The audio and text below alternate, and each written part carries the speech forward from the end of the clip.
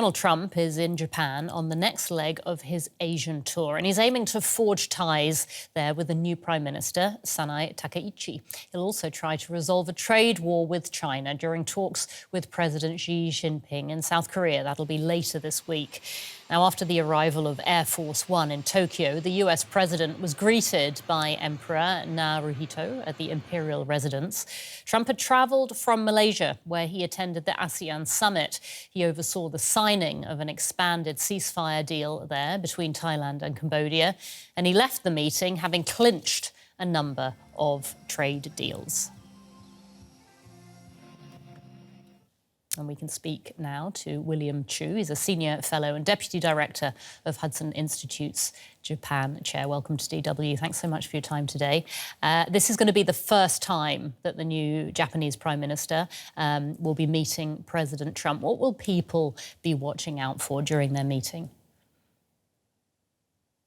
Yeah, I mean, I think, look, this is the first of many, hopefully many meetings between the two leaders.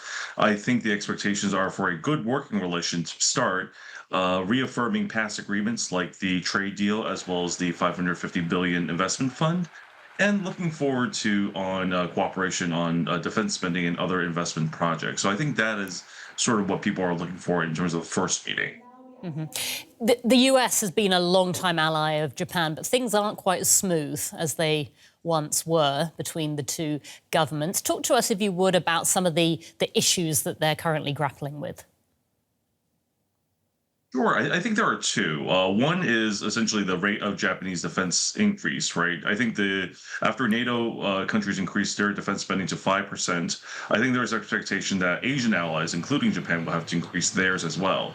Takaichi has been proactive in raising Japan's 2% GDP on defense spending from 2 years early, from March 2028 to March 2026.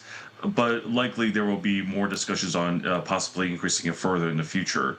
Another issue is obviously the 550 billion investment fund and working out the details of how it will be administered, and finance. I think those are things that they probably will have to talk more about and work out. Let's talk about that a little bit more. Japan had to pledge an investment of $550 billion, essentially, in the US to avoid being hit with high tariffs. Can you talk to us about how this is perceived domestically in Japan?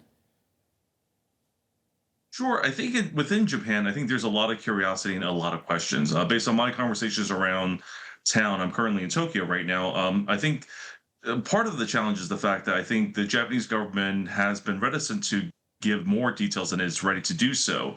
The result is that there's some misunderstanding, right? There's a treatment of this as essentially a transfer payment, whereas it's really more of a loan or debt obligation between the two countries where Japan will get its money back. And so I think that's been one of the parts that's been missing in the discussion. And in reality, it's really a great opportunity to invest in necessary strategic investments that will benefit both countries in areas like AI, semiconductors, critical minerals, shipbuilding, pharmaceuticals. And I think what also needs to be addressed is also that Japan also has authorities through JBIC, its Bank for International Cooperation, that will continue to ensure that these projects will benefit Japan and will not be one-sided. Let's bring China into the conversation. Japan is worried that less US involvement in the Indo-Pacific could create a power vacuum that China potentially could fill. What will Japan's concerns be when the US and Chinese leaders sit down together later this week?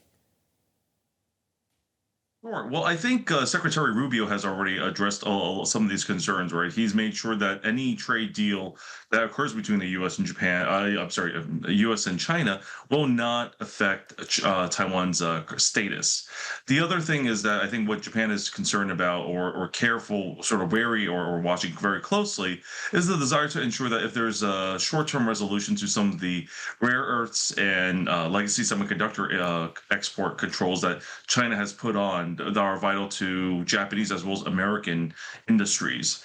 And I think the big picture is that what Japan is most interested in learning from sort of the U.S.-China negotiations is whether or not if the U.S. policy towards China is it going to be towards a view of a long-term deal and belief that a long-term deal is reachable, or if it's more about reaching short-term accommodation deals with China that dominate certain supply chains with a view towards long-term cooperation with allies to ensure that we are less dependent on Chinese and less subject to Chinese coercion. I think that those are the priorities for Tokyo in terms of the U.S.-China relation in negotiations.